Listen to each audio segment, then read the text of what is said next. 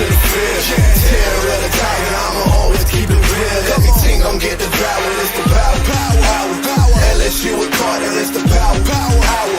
LSU with Carter, man, I'm headed to the field.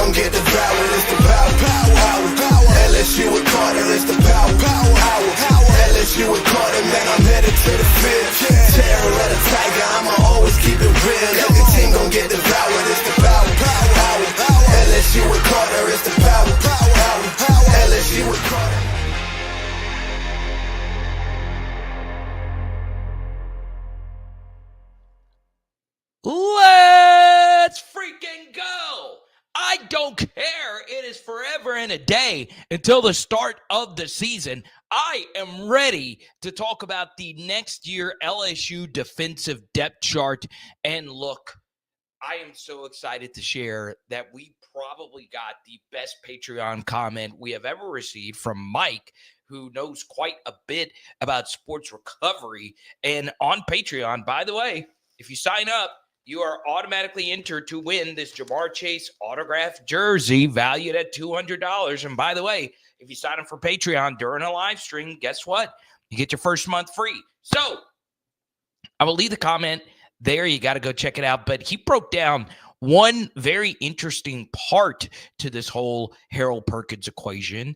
The first is his actual recovery, right? This was a pretty gruesome lower body injury, a tear, ACL, MCL, obviously takes a year. And Harold Perkins, of course, is a guy that relies very much on his athleticism, speed, and instincts. So getting him up to speed and fully healthy will be priority number one. And I think that will lend itself into him being a sub-package player where I feel he is best served. Now, once again, can he be an every down SEC linebacker? Yeah, if everything were to break right, and of course he fully learned the position. But the simple truth is what the film and the data tells me is when he's on the field as a non-edge rusher, as a traditional linebacker or star position, the defenses at LSU have not been that great. It's just that simple over the past couple of seasons.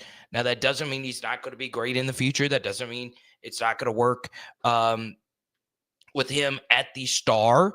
But I would tell you that the star is another word for the nickel. And we talked about this briefly last night. The best nickel on LSU's team right now is a guy that everyone is calling a safety in Tamarcus Cooley. Now, my understanding is LSU is going to see where everyone fits best. Tamarcus Cooley, they're thinking about playing him as a safety, but at NC State, he was mostly a nickel and a pretty darn good one, okay? And the reason why that is so key is that I could make a very, very, very, very strong case that the nickel is harder to play than safety. Now, if you're hearing me loud and clear, type Y in the chat, type in for no, and I want everyone to listen closely. It might be the best of everybody's world if Harold Perkins is brought in as a situational pass rusher in a race car package with Patrick Payton and, of course, Jamari Butler, who I think is going to be a very good pass rusher, in particular as a defensive tackle on 3rd and longs. I am really excited to see what our pass rush will look like. And that's crazy to think about because I do think Braden Swinson will play in the NFL a long time. He was one of the best pass rushers in the LSU modern era. You lose him, but because of the transfer portal, you should be fine at the edge rusher position on 3rd and 4th and longs.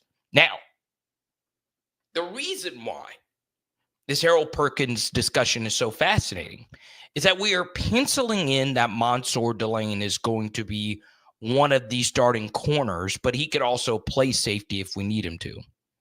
We're also penciling in that Tamarcus Cooley will be a starter in some role next year, okay? So, if that is the case, that means that there is still one corner position open and one safety position open if Harold Perkins is to start at the star. I do not want him as an every down player, okay? I just don't think that's his best role. I really don't. But one guy who could make everyone's life easier is Deshaun Spears. I really do believe it because Deshaun Spears is really good in my estimation. Now, last year as a true freshman, he had some flashes of brilliance, and then his snaps continued to go down, and he struggled as the season moved on in the brief action we saw him. But he was a younger true freshman, and he is a guy that has top 100 recruiting pedigree. He's from the state of Louisiana. I could say one thing about him at safety is when I saw him play, he played really hard at all times. He was really good at the touchdown saving tackle versus South Carolina. So if he can develop into being a starter at safety, a guy that we could rely on, a guy that we could trust on 75% of the snaps out there, rotating him in with potentially a few other safeties, if that's the case, that does make life a lot easier on everyone. And that includes Harold Perkins.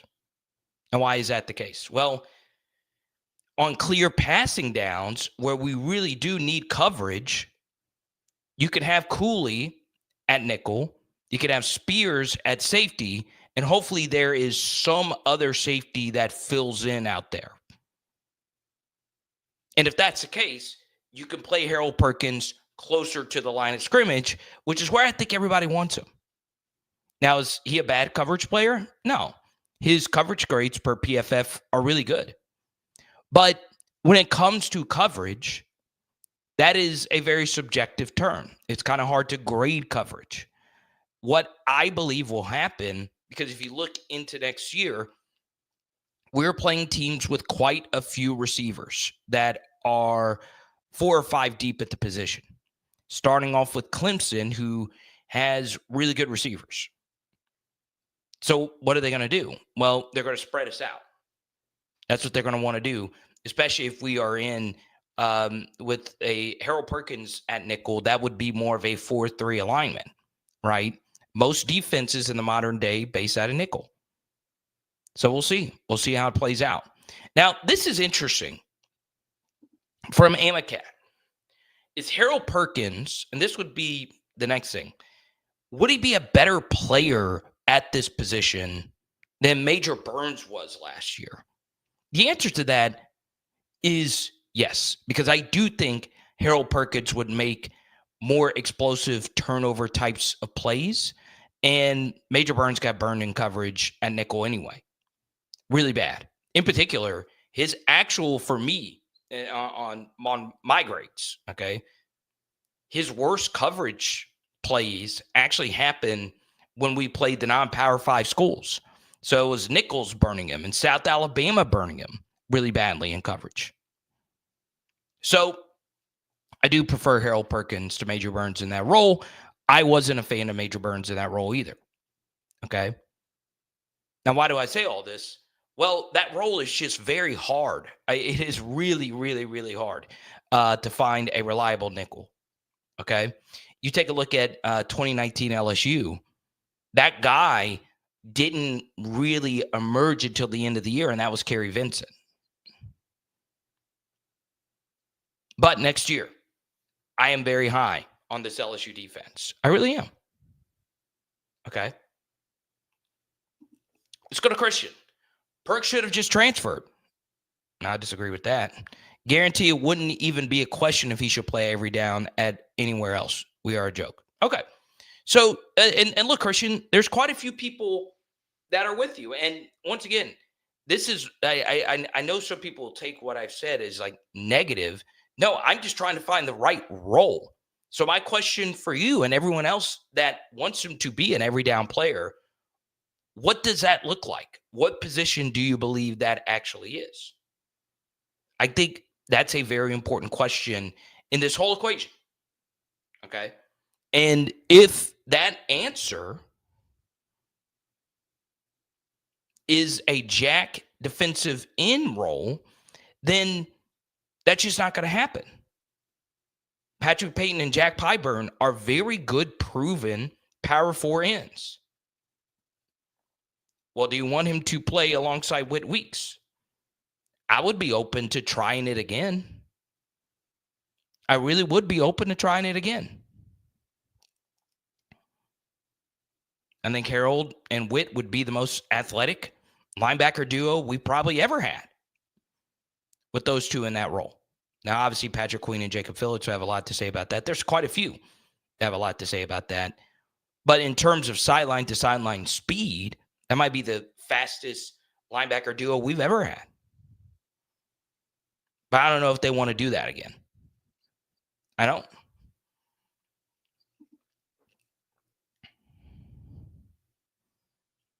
Let's go to Bama is burning. He did play star last year versus South Carolina. He was a cause for the fumble, which propelled us in this game. Yeah, so he did cause a fumble. He also picked up a fumble in that game.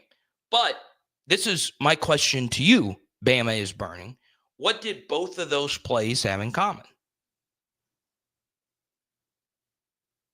The backup quarterback was in, Robbie Ashford. So do those plays happen if Lenore Sellers, who was cooking us, is still in the game? I don't know. And it's important to include that into this conversation because, look, the game that we all reference, which in my estimation is definitely a top 5 single game LSU defensive performance ever. The game versus Arkansas. Nobody will ever forget that. That game did happen versus a backup quarterback, right? So if Arkansas starter played, that game probably doesn't happen. Okay. And then this is just, you can go look this up for yourself. So you go back to the true freshman season where he was phenomenal. So he had the breakout game versus Mississippi State. There's no film on him. All right. Then he had the game versus Ole Miss where he was phenomenal. Then he had the game versus Alabama. Once again, unfreaking believably good in that game. Then he had the game versus Arkansas the very next week. Once again, unfreaking believably good in that game too. But then we had the Texas A&M and Georgia games, which were rough. He was a true freshman. That's fine. But in those games, his snap counts went up, and teams started to figure him out. I spoke to an assistant at an SEC school, and he relayed the information that A&M wanted to run the football at the edges of LSU, not just Perk, but just in general, and that's what they did. So, that was many moons ago, and then obviously last year, nobody was good in the Matt House defense. But I think one thing that we struggled with was trying to figure out Harold Perkins' role.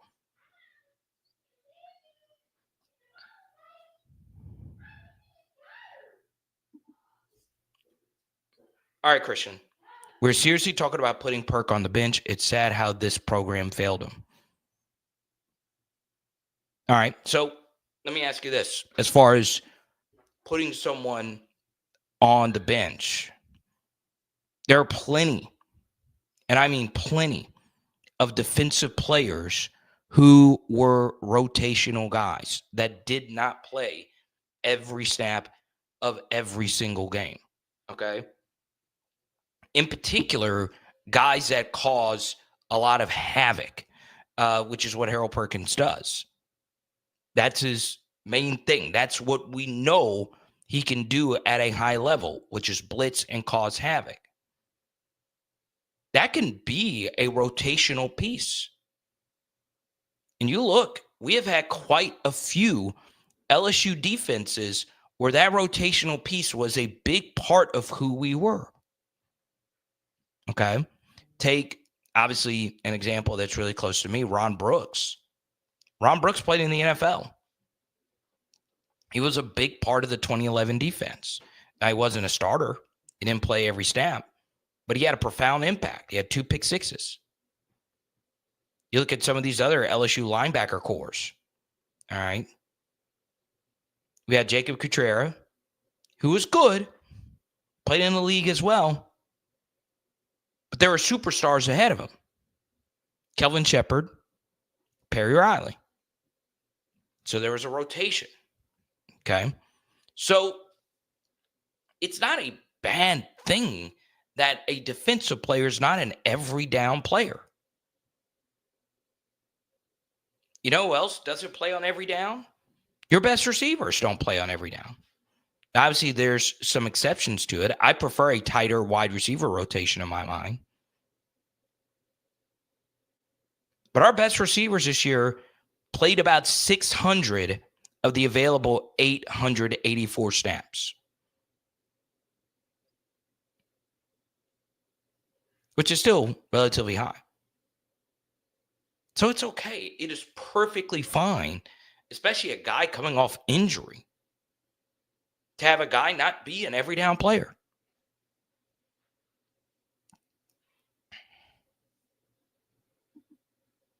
And we'll follow up with this, and then we'll get to a few other comments. Do you think other programs like Texas, Ole Miss, South Carolina, or Alabama would be struggling to figure out how to play their most talented player in year 3? We aren't serious anymore. Very good question. All right. So let's use Texas as an example, and there's some out there that believe Harold Perkins is a safety. All right, that's actually been uttered in some of our chats, and I don't think anyone.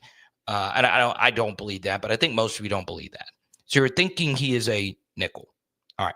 So let's use the Texas secondary as an example. All right. Texas had the highest graded safety duo in the SEC per PFF last year. Okay. One of those guys was Andrew Makuba. And then the other was Michael Taff. One wore number 4, the other wore number 16. You can go watch them for yourself. They were really, really good football players. Okay. But neither were thought of as a full-time starter going into this year. Why?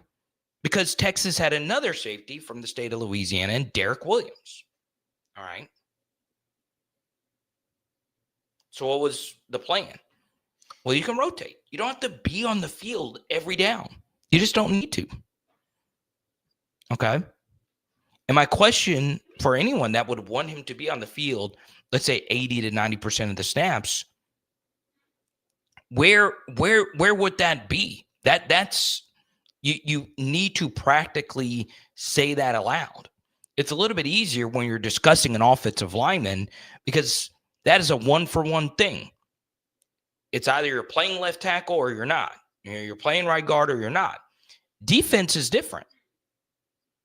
Defense is a very different thing. I have seen him plenty of times. Crunch time, Kansas City, they don't have Chris Jones on the field at times. It's okay to have a rotation. But the thing is about defense, the sum always, more importantly, needs to be bigger than its parts. And there is no player that you absolutely positively need to shoehorn into any defensive lineup just for the sake of doing it. Even if you think that that player is the best player on your defense. Perfect example. Let's take one of the best defenses in the modern era at any level, the Philadelphia Eagles. All right. They spent a boatload of money going to get Bryce Huff from the New York Jets. In the Super Bowl, he was a healthy scratch. Now, most defenses would shoehorn Huff in there because they're paying him so much. But he wasn't a fit for what the Eagles wanted to do. So it's okay if you're not an every down player. And when Huff, he actually had a nice play at the end of the Commanders NFC Championship game. But no one, obviously I think Harold Perkins is better than Huff. He's in the prime of his athletic career. But it's one of those things where it's not like this guy absolutely positively needs to be on the field. Texas, once again, they didn't have Colin Simmons on the field every snap of every game to start. And then when he did play, that means a guy like Burke, 91, who's a good player for them, had to rotate. His snap count went down. He's a good player. He would have played a lot for us last year. So, you know, it's hard. It's really, really hard to play in the SEC. Okay? Not every player is guaranteed reps anywhere. At Georgia, Dumas Johnson almost freaking won the, the Bednarik? Got beat out, transferred to Kentucky last year. Do we go to Georgia and say, hey, this guy almost freaking won the Bednarik? He's transferring out. Do we think less of Georgia's defense? I don't. Because they had C.J. Allen, right? So, yeah, I mean, I do think Harold Perkins will have his best season next year. I hope he has his best season next year. But, you know, this is and this is still the case, all right? All my patrons know this. By the way, you can go look up every single grade I've had on every single high school player. I do my own grades, okay? By the way, if you sign up now, doesn't matter if you're disagreeing or agreeing with me, you have a chance to win this Jamar Chase autographed jersey. And, of course, get a Joe Burrow card in the mail. If you want to be a smarter LSU football fan, I highly recommend you sign up to get access to our Discord and all of that, okay? And once again, if you sign up during the live stream, you get your first month on me, okay? This is really, really, really important to factor in this LSU defensive debate, okay? Maybe all of this doesn't matter. Because if we don't defend the run better, then we're in a lot of trouble. Okay? Now, what is one thing Harold Perkins isn't known for is defending the run. That hasn't been one of his strengths, right? It's been, most of his effectiveness have come on pass plays. Okay? So, it is what it is. Now,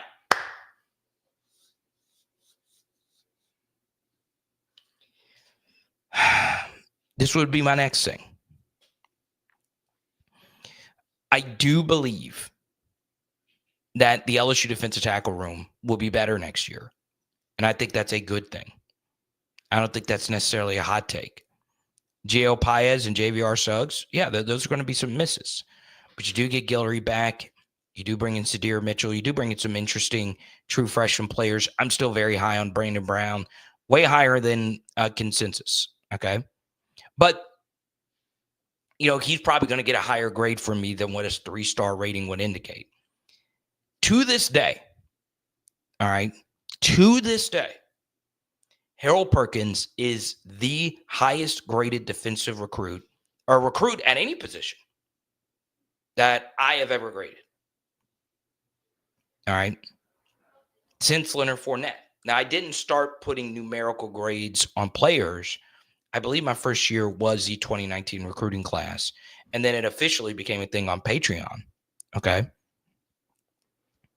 But Harold Perkins got a 9.9 on my scale. I was that blown away. All right. The next highest score was 9.3 in that same recruiting class, and that was Emory Jones.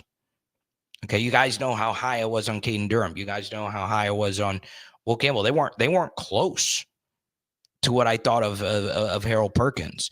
And my only thing, you can go back to this live stream and Blake's live streams, and even when he was committed to Texas A&M, I said he was the best college football recruit in that cycle. All right. I said that when he committed to Texas A&M.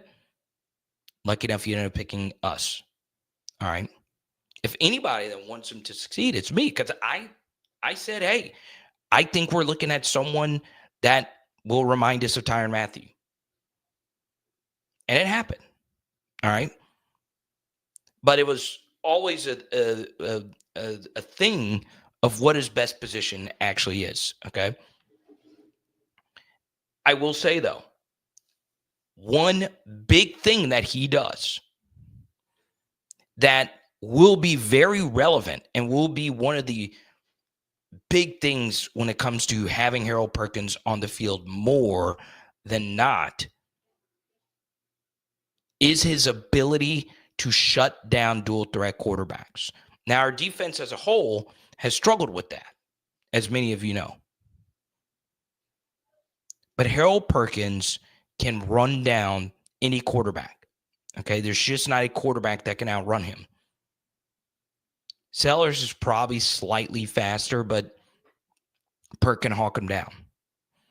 So he does provide a little extra value being on the field because he does have a good track record going up against those types of quarterbacks. And that, of course, has been a weakness for us. Now, obviously, over the past couple of seasons, it's been more scheme and run fitting that's worked against us. But we do know he can run down first and second round talents at QB. But yeah, I appreciate the debate. We say Sam agrees. He says he's a tweener in the SEC. Let's go to Bama is burning. I appreciate what you do, Carter, and the work you put in. I'm 14 right now, but seeing what you and some others do when it comes to sports and journalism has made me want to pursue that for a career. Thank you. I appreciate that. Let's go to Jordan. Defense will be better. Baker already turned a lot around. Yeah, I think Blake's really good. I would change one thing about his defensive philosophy, but that's a different story for a different day. He knows way more about football than I do. It would just be a suggestion. If we don't make the playoff, give Baker a chance. Well, yeah, he's locked in. He's got one of the best contracts in the sport. Youth, energy, no concerns of losing locker room. I will say on a player relatability scale, people freaking love him. Okay. Now, I do want to address this. Bama is burning because you are young. All right. I do have a journalism degree. I'm very happy that I have it. Manship School of Mass Communication. But, and I need everyone right now, type Y for yes, type N for no, if you can hear me loud and clear. I am not a journalist, especially on here. Okay. I'm an analyst, commentator. All right. Now, are there some things that I do that my journalism degree helps me accomplish in this role, such as video editing, talking to sources, all that stuff? Sure. But I don't think you could call yourself a journalist when you have, LSU stuff in the background. But I appreciate the compliment. I really do. And my style of commentary comes from an objective viewpoint of things, right? I feel like the worst thing you could do when you truly do care about a team is sunshine and rainbow everything. And I think overall, I'm a very optimistic person. I try to be as positive as I can, but I also think a brutal honesty is required to do this in a compelling way. So I'm not just wasting everyone's time. Because, look, I do have concerns about Deshaun Spears taking that next step, but I'm gonna pump him up. I'm gonna pump him up because if he can do what we expect him to do, that's gonna make our secondary a lot better. I mean, we still don't know who either of the two starting safeties are a gazillion percent going to be. Okay. Last year, our safeties versus USC were Jordan Gilbert and a guy who's no longer here in Jordan Allen. I don't think that's what you guys want. And I'm fine with 3 stars playing safety, but it would be nice to have a top 100 guy back there, and Spears is certainly that. Okay, so pretty pumped up about that. Now, coming up, there is one player who, based on my early grading, has taken the biggest leap forward on a true freshman impact going into next year. And it's a pretty obvious one, but you're going to love it. Are you a die-hard LSU fan? And would you like to understand the complex game of football better? Well, sign up today for our PHL Patreon. This is his second touchdown. Counter G while you're pulling the guard. We dive deep on recruiting and the transfer portal at a level that you have never seen before. Film breakdowns from so many different angles, and my personal favorites, oh yeah, the analytics, baby. I like to get nerdy. We take a look at cutting-edge statistics that help all of us understand LSU football even better. And guess what? Every new sign-up gets a Joe Burrow card in the mail for free. But we got to save the best for last. Our private Discord community of LSU fans from around the globe. Sign up today. Patreon.com/LSU Football and put your name on our wall of patrons. Special thanks to everybody who's on here. Let's freaking go. Let's go! On a journey together with Zion Imaging. I want you to see this experience up close. And me as a wedding and event DJ, I watched how everybody had so much fun with Zion Imaging. And a big reason for their success is the team. Yes, Jaron Thomas and his family started this off as a passion project, and they have one simple goal in mind: taking your event to the next level. Whether it's a wedding, reunion, quinceañera, school, or corporate event, Zion Imaging is all about family-friendly fun. And I gotta show you on this tour the high-level technology that quickly sends your video session to your phone, whether it's iPhone or Android. Yes, it's the Zion Imaging 360 spin booth experience, serving North Texas, North Louisiana, South Arkansas, Orlando, and more. Give us a call, 318-469-4265. Check us out on Facebook or book us at Zion Imaging, XYANimaging.com. Do not be shocked if Harlem Berry ends up being the number one player at any position for me in this recruiting class. I am just blown away based on what I'm hearing, even though what I hear has no effect on their actual high school grade, which is, mostly what I look at: your high school tape, your athletic scores, and so on. Man, dude, they cannot quit talking about Harlem Berry. They just cannot. There is a noticeable punch to his game. It looks different. It feels different. Once again, I'm concerned about the weight, as I am with every running back. Anyone that's a PHL subscriber, you know I like my running backs how I like my peanut butter. Thick. Okay? So, man, I'm telling you, when you actually watch him carry the ball, it is not, he does not run, he glides. It's a knife through butter. Okay. And Harlem Berry, Kaden Durham was my number one guy in last year's squad. Him and Spears. But Harlem Berry, I mean, the guy is just crazy good. I mean, I'm speechless watching him play. So it's growing on me. It really is. But we'll see. We'll see how it all rolls out. There's still a piece of me that thinks Harlem Berry can be like one of the greatest slot receivers at LSU.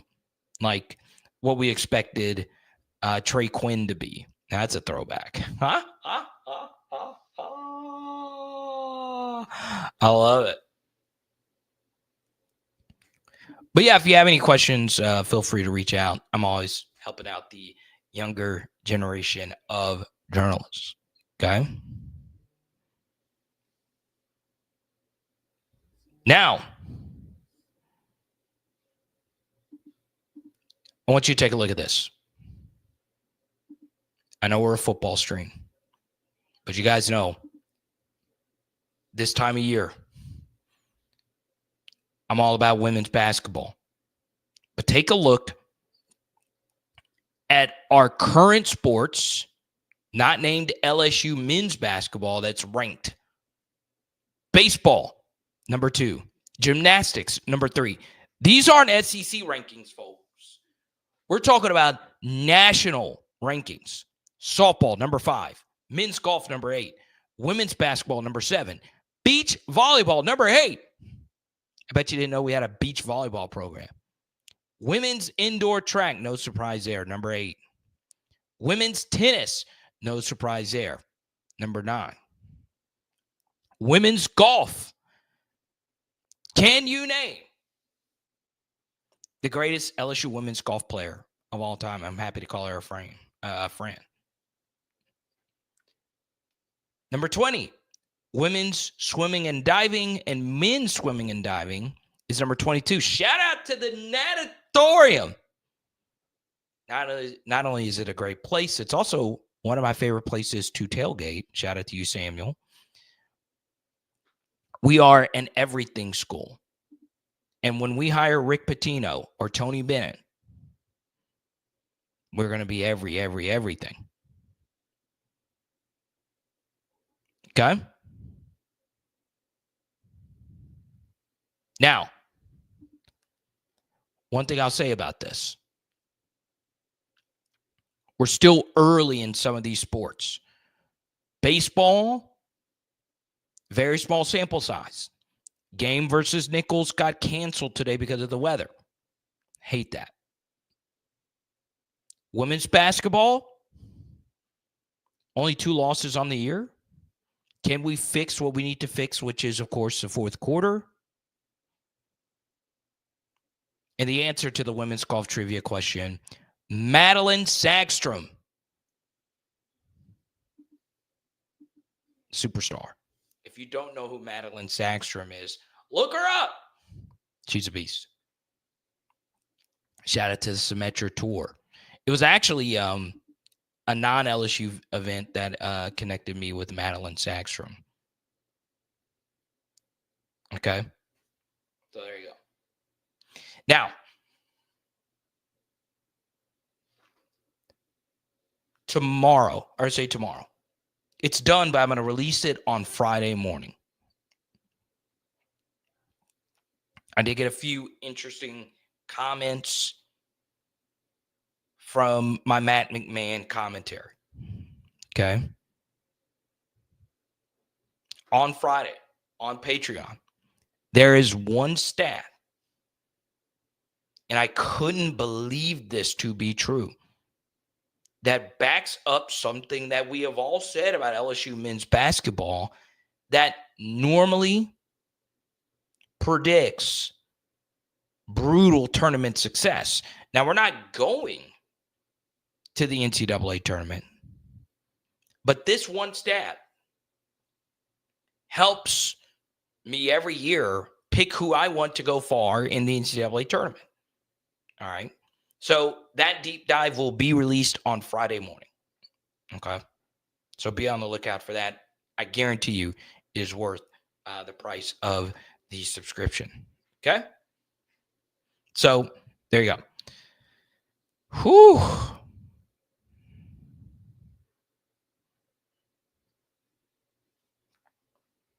Let's go to Pegasus.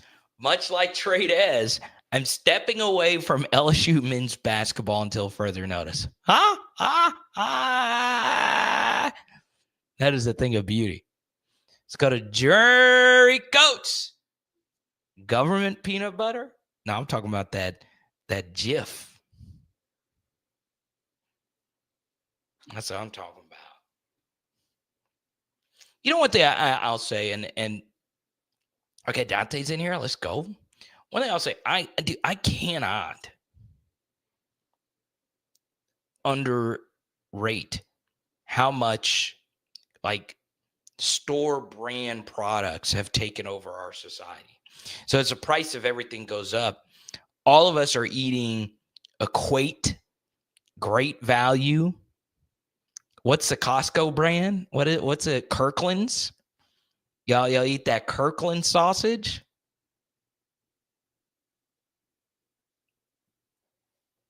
Sam's Club, that Member's Mark.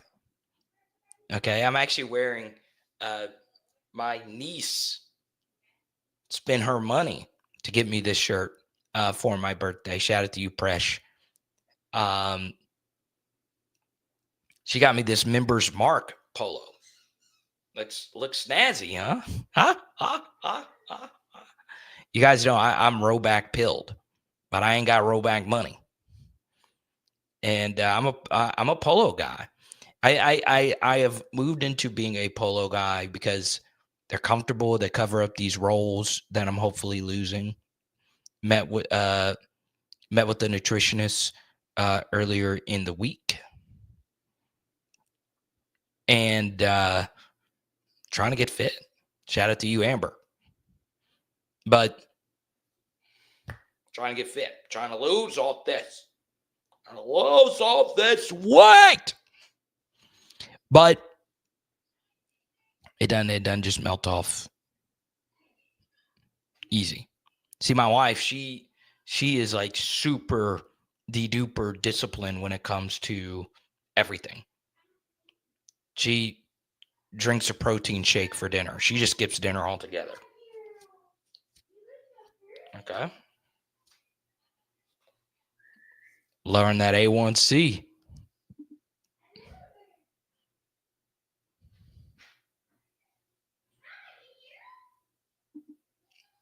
We got a Justin Vincent reference. Let's go. I love Justin Vincent. Former PHL guest Justin Vincent. That is his biggest claim to fame. Not that crazy Pete Rose story he shared. Not him winning a national championship. Not him winning a Super Bowl with the Steelers. His biggest claim to fame is joining PHL.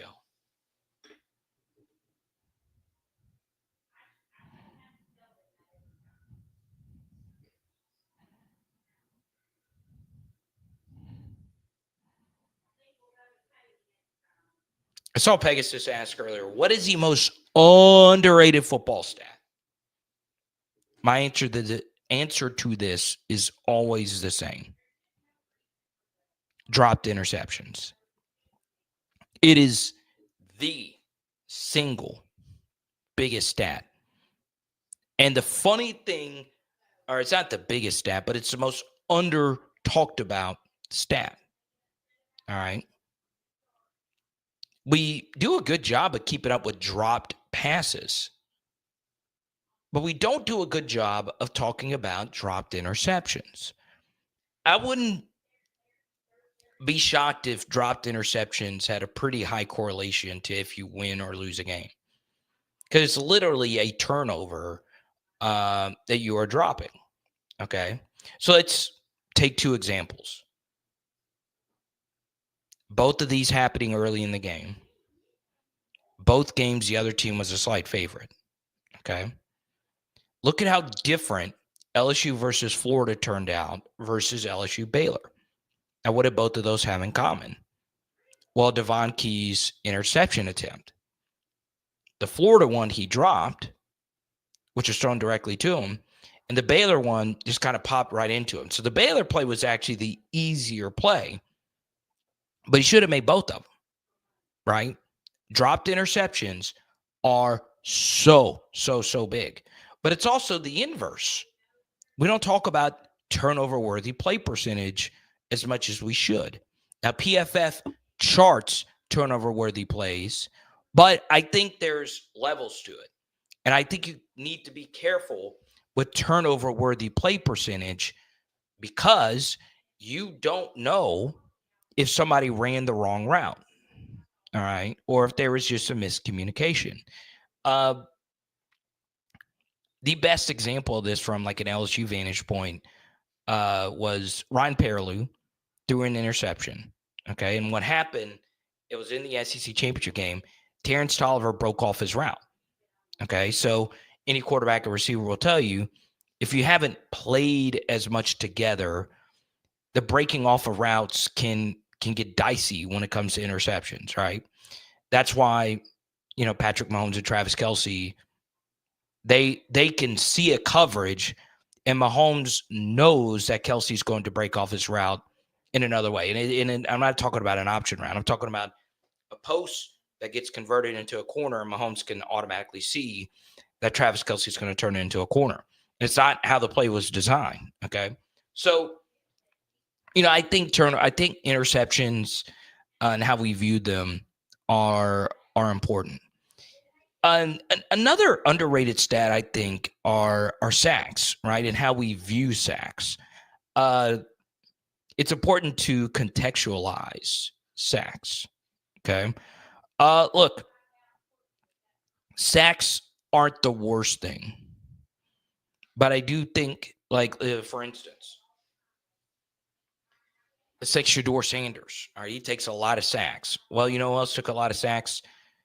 Jane Daniels and Joe Burrow. And still in the league, they take, compared to their, talent level, they do take a higher amount of sacks. Now, they both play behind bad offensive lines, but their play style just kind of fits that mold.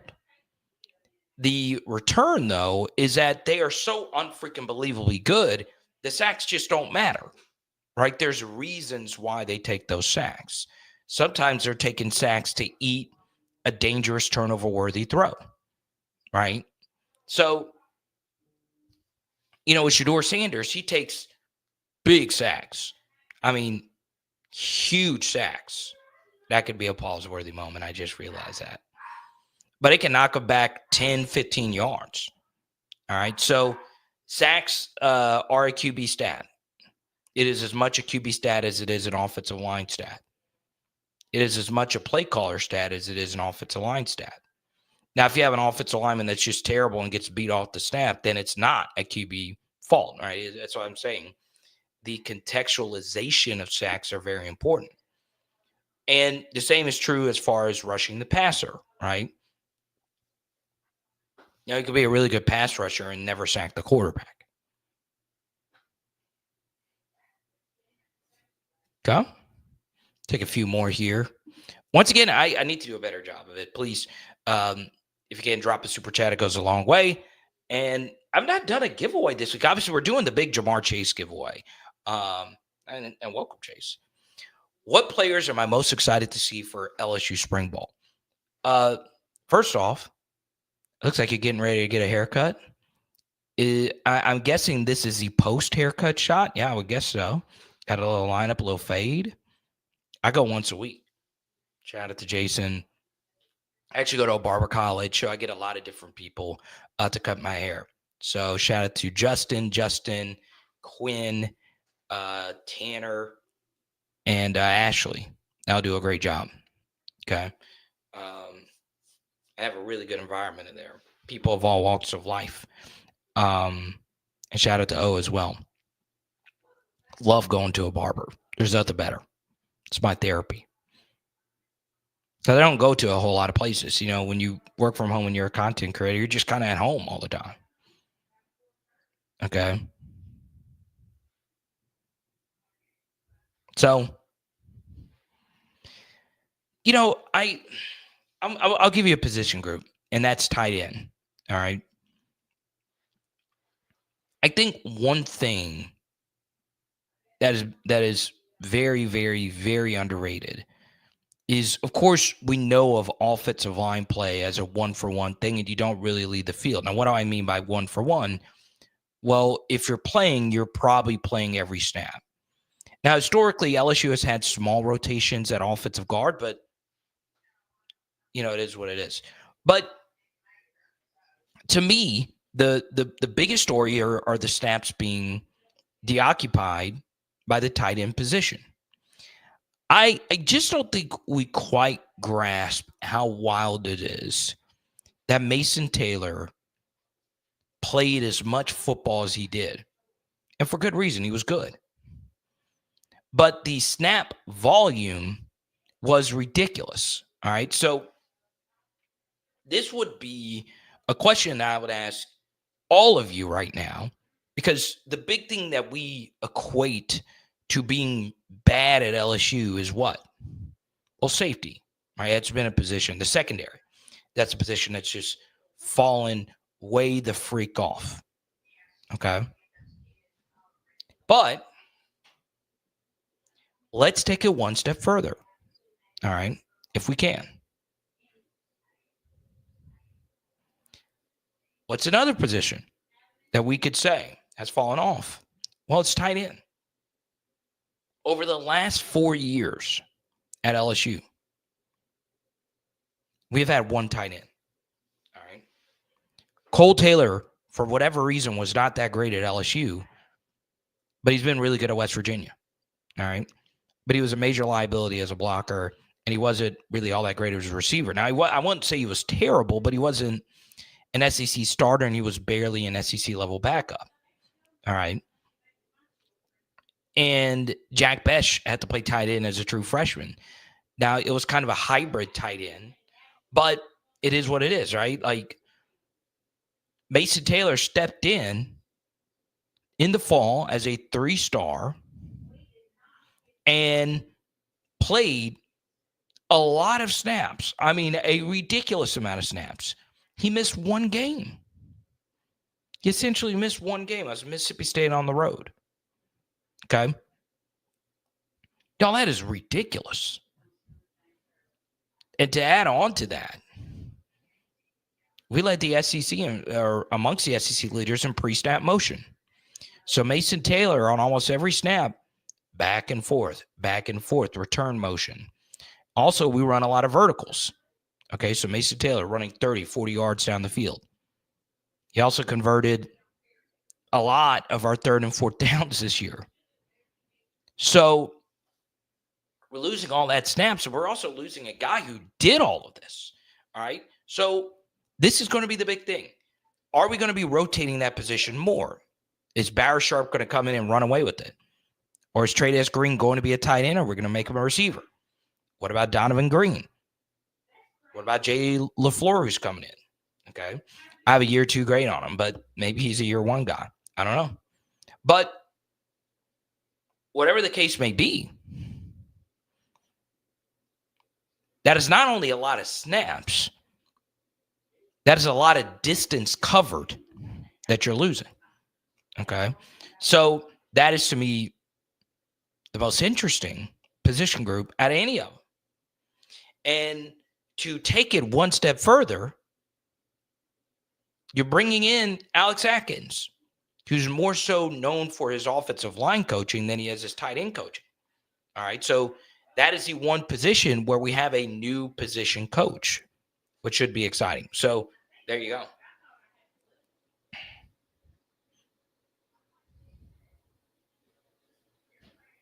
Oh, that's cool, Chase. I was down there too. Which party was it?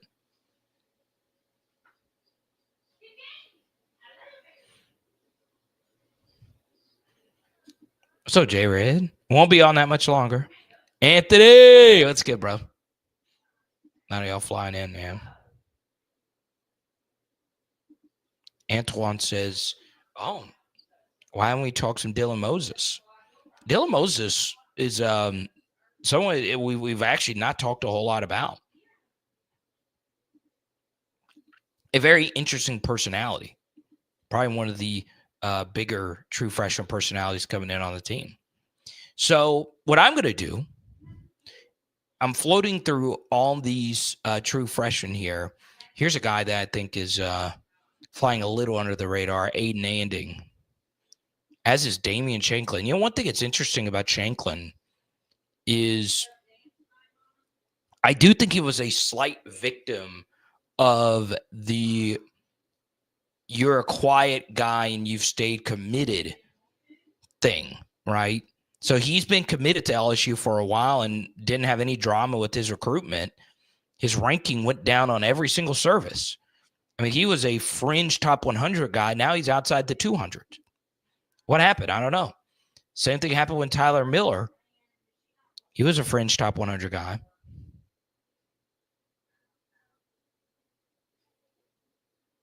Bradford, Thomas, Wright. The other weeks, not talked a whole lot about Keelan Moses.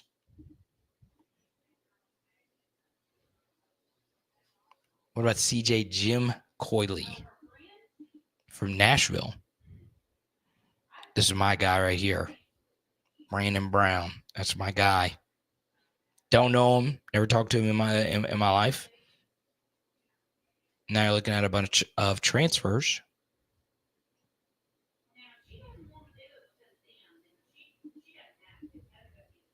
Let's go to BT. LSU now has 2 O-line coaches and 2 D-line coaches. No excuse to not be a line of scrimmage juggernaut. Nussmeier with the run game best in the NCAA. Yeah, I mean, I think that's why Brian Kelly made the decision to go with Alex Atkins. Because, you know, even though he didn't call plays, you know, he was an offensive coordinator. You know, I mean, do you think in this 1 year that he just totally forgot to call football with Florida State? No, it's not what happened. It's not what happened at all. Somebody needed to be the fall guy. That's how bad of a season it was. And that guy was Atkins. He didn't forget to coach football. Hell, he was the most lauded assistant offensive line coach maybe in the country. As far as an up-and-comer. You think after one bad season, this guy forgot to coach football? BT's been really high on Atkins, so there you go. Let's go to Graham. Is Michael Van Buren a field general, improviser, or scrambler? Yeah, you know, it's interesting with Van Buren. I'm actually going to wait until the summer to put together a film study of him, and I will tell you this: it is going to be really hard for him to not be better than what he was last year with Mississippi State, because he was fine with Mississippi State, actually better than I think most Bulldog fans would have thought. And I kid you not, I don't think this is hyperbole at all. He played the hardest schedule I've ever seen an SEC quarterback play, ever. Did it as a 5'10" true freshman quarterback with iffy weapons and a first-year head coach. It's hard to not get better from that because, number one, it is going to be virtually impossible for him to play a tougher schedule than what he did last year. And that's not saying LSU schedules aren't difficult. It's just not going to be as bad as it was last year for him. And the second part of that is he's always going to be surrounded by better talent here than he was at Mississippi State. So he got a perfect trial by fire.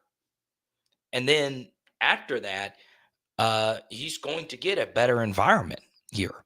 So that's one reason I'm high on him. I just think by default he's going to get better. And I think sitting for a year could set him up to be the starter for the next year. Okay. Cliff wants to talk about Juwan Johnson, the quarterback. I actually do like it. Number one, you just need quarterbacks to practice. We don't know the full status of Colin Hurley. I don't think they're going to want to rush him back. So that means you have two quarterbacks to work with during spring. Now, there's some others that are interesting. The Picarella kid, I've actually known about him for not him coming to LSU, but I've known about him for a while. And if you live in Baton Rouge, you probably know something about him. But I like that Juwan Johnson is playing quarterback for the spring, and it might be permanent. It might be permanent.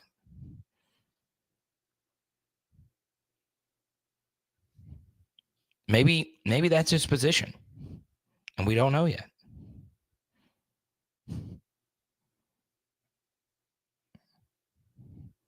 A lot of us, in a way, could be like. Now, I will say, if he is good at quarterback, and let's just say next year he becomes a guy for whatever reason, which I don't think is going to happen. I don't want anyone to go crazy. But let's just say he does shock the world and become the guy next year. There's going to be so many people coming out of the woodwork saying, well, why didn't we try this with Russell Shepard?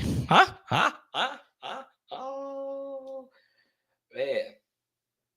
Russell Shepard is making more money.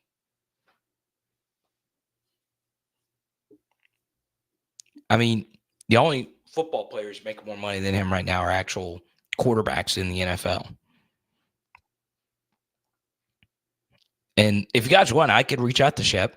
We reconnected at a game at LSU earlier this year, and I'll have him on here, and he could tell you all about his business. I mean, it is literally the smartest business to get into. But that was always Russell Shepard, smart guy. Clemson will test Brad Davis, very similar defensive line to Florida State. Yeah, so, when you break down this Clemson matchup, there are two areas where the early returns or the early read on it would have Clemson in a favorable matchup. One is their receivers. They really do have good receivers. This is their best set since 2019, where they had T. Higgins and Kane and those guys. All right. Wesco, the Antonio kid. I mean, they're just good. All right. And they have a 5-star quarterback entering the prime of his career. And then one area where they'll also have a advantage is on the defensive line. So they're going to have a true home field environment with the crowd noise. So, their defensive line's really good. I mean, Brian, you called me and we talked about it the other day. I mean, that's not new, though. I mean, Clemson, you can make a strong case outside of Georgia.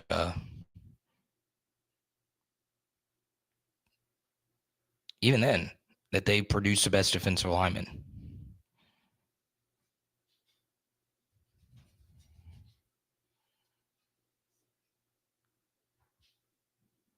So, yeah, Clemson the slight favorite right now by a field goal, but you could see that. You could definitely see that shift.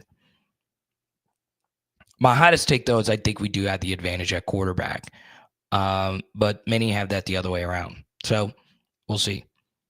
LA Mom, Carter, my concern for Juwan is that with him being moved around so much, is that going to stunt his development? It's a very good question. So, this would be what I would say as far as that is concerned. All right. The first thing, when it comes to moving a guy around and discussing his value to the team, was this guy an actual proven commodity at his initial position.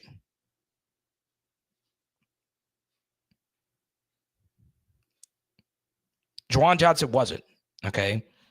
They moved him from DB, and I think they should have kept him at DB. But then they moved him to running back, and it was tough, right? There was some good. I thought, his play versus Alabama, the hold was BS on Will Campbell, whatever. But, was it great? Not necessarily. So now you move him to quarterback. So why do I think the quarterback move is a good one? Well, what is more important for a team to practice? Is it more important for an extra running back? Or is it more important for an extra DB? For a practice to work? It's not. What is important, though, for a practice to work are 3 quarterbacks. You got to have at least 3 out there. Just based on how practices work. All right? And this is what I would say to everyone regarding this. Go watch any, and I mean any, LSU practice from the past. What do? It's not Garrett just taking every rep. You're going from quarterback to quarterback to quarterback, and LSU's accustomed to having at least 3 scholarship guys, maybe 4. All right, there's no quarterback, true freshman, early enrollee in this class. It's a big hole. You might not think it, but it is important. So while you are right, LA Mom, it's probably not the best for his own personal development to go from one position to another. It's not as if he was proven to be great at one position to begin with. And then number 2, the role he will serve at quarterback is huge. And then this is, to me, the biggest thing. And I know you can't hit quarterbacks in practice, but Juwan Johnson, I believe, has more juice as a runner than even Van Buren. I mean, he's one of the greatest Louisiana high school football players ever to ever play in the state of Louisiana. Think of all the best productive Louisiana players from Leonard Fournette to Brock Berlin. He is up there. Now we can get into the level of competition and all of that. Man, him being at quarterback and repping against that will make us a lot better versus dual threat quarterbacks. All right. So another thing that, you have to factor into this, his value as a quarterback who is as fast as Lenore Sellers and probably slightly faster than DJ Lagway, slightly faster than Cade Klubnik, who is good as a runner, is that we're going to be better prepared with him back there as a guy who can move around. And once again, you can't hit him, but it does help with that. All right. So yes, for his own personal development, I think he should play DB.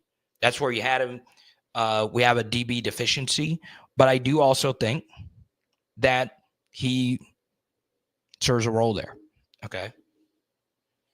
And by the way, I think Michael Van Buren, like I said, when I answered the question, I don't remember who it was from, but I think it was Chase, one of our new viewers. I do think with his experience, which was very valuable last year, he could be really good here. Okay. No, it doesn't, Jerry. Okay. I know you guys are tired of it, but it doesn't end the season. I do think our schedule's tougher than last year's schedule.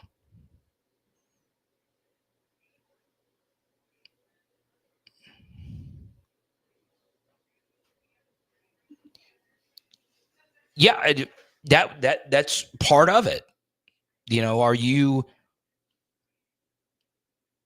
He's doing a solid for the team. And maybe he believes he could play quarterback.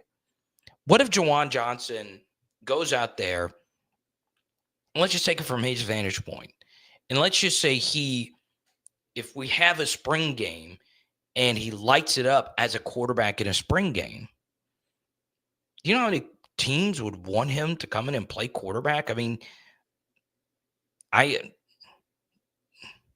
how much worse is he than the quarterbacks at Northwestern or I'm talking about Louisiana Northwestern?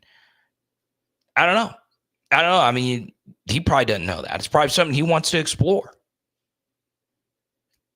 Okay.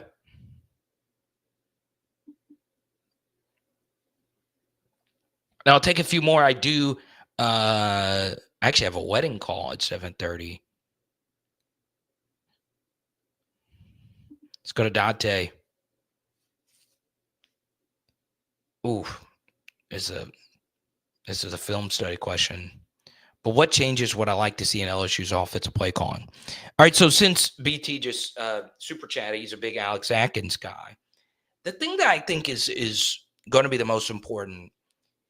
All right, so when you think of offensive plays, like it's impossible to think of every single offensive play. It's impossible. There are a gazillion offensive plays, all right?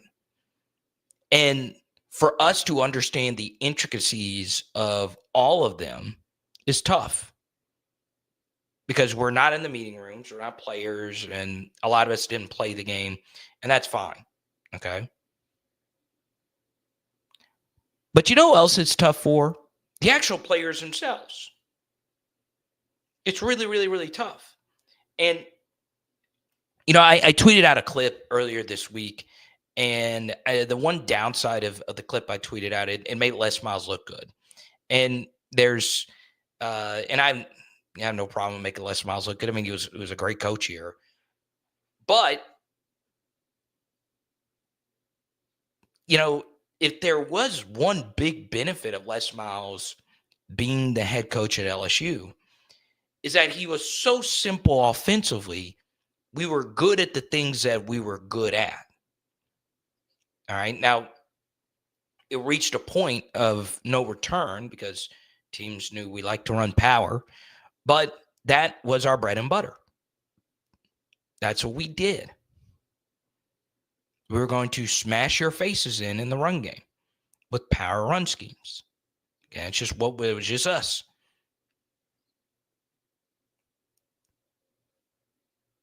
And that's okay. Of course, we'd mix in zones and pitches and all that stuff. Sure. Power with the fullback. That was our identity. That was our go-to run play. So I don't think the play calling, I thought the play calling wasn't great last year. I was very vocal about that. But we have to have a run that we are good at. All right. And there's many different types of runs you can be good at. You can be good at a power scheme. All right. And obviously we can get into the intricacies of a gap scheme versus a zone scheme. I will tell you, I'm not the best at differentiating the two because, you know, there's always a debate of an inside run play. Was it inside zone or was it duo? Sometimes it's really hard to tell because there's checks and all of that. But to me, the different run types, inside zone is something you could base your offense out of. Outside zone is something you could base your offense out of. Counter is something you could base your offense out of. Duo is one that I personally prefer. I think we could be a good duo team. But if Alex Atkins is coming in, Florida State was the best counter team in college football over the past couple of seasons. There's probably not much of an argument to that. And even though I'm not the biggest fan of being a counter-based rush attack, if that is what we're good at and he comes in and teaches us how to run it properly and we get good at that one play, that makes us a lot better. It makes us a whole hell of a lot better. Okay. So I'll be honest. I think, you know, we played a lot of defenses last year that was able to sit back in two high shells and still be able to defend the run. Counter can be complex for a defense if you're back in that shell. Okay. If you just run inside zone, safeties can diagnose that pretty quickly. Counter, it could be tougher. All right. So yeah, obviously this is very simplified stuff. I know there's probably actual coaches, maybe not at LSU, that know way more about this than I do. But we have got to find a thing that we are good at. All right. So I do have a call at 7:30, but we do get a really good super chat here at the end. Do I still believe in Caleb Jackson? Step up year coming. Thunder roll and duo with Durham as lightning. All right, so we talked about Harlem Berry a little bit earlier, but his skill set probably overlaps a little bit more with Caden Durham, at least in theory. I don't know if that's necessarily true, though, because Durham is more of a plant and get vertical kind of guy, whereas Harlem Berry is more of like a LaShawn McCoy slalom skier. And Jordan, I know you're a skier. That's why I use that reference. But, he can weave through traffic. He's a very creative runner. Okay. I'm not out on Caleb Jackson at all. I think Caleb Jackson, maybe out of any of the running backs, fell victim to the Jaden Daniels thing, right? It's hard to go from playing running back with Jaden, who is the best quarterback to play running back for, maybe outside of Lamar Jackson, but that's a different story for a different day. He makes life easy for running backs, and when you play with Garrett, it changes things, right? So Caleb lost a play caller, and he also lost Jaden, and Caleb's advanced stuff was fine this true freshman season, but he's got the athletic profile, he's got everything you want in a running back in terms of size and speed. And it is something, and this may not seem like a lot, and I've talked about, how our thin defensive tackle room in the spring last year, I think, had bad residuals on our team this past year. I will say that based on not only the media reports, and we won't have spring football for a while, I do think spring football will be a little bit different this year, and I won't get into all of that now, but there has been plenty of practices where Caleb Jackson would take over practices. Okay, you don't just do that versus SEC level competition, where you are the guy at practice. You are the guy that people tell me, hey, he was the best player at practice today. Caleb was. Okay. So,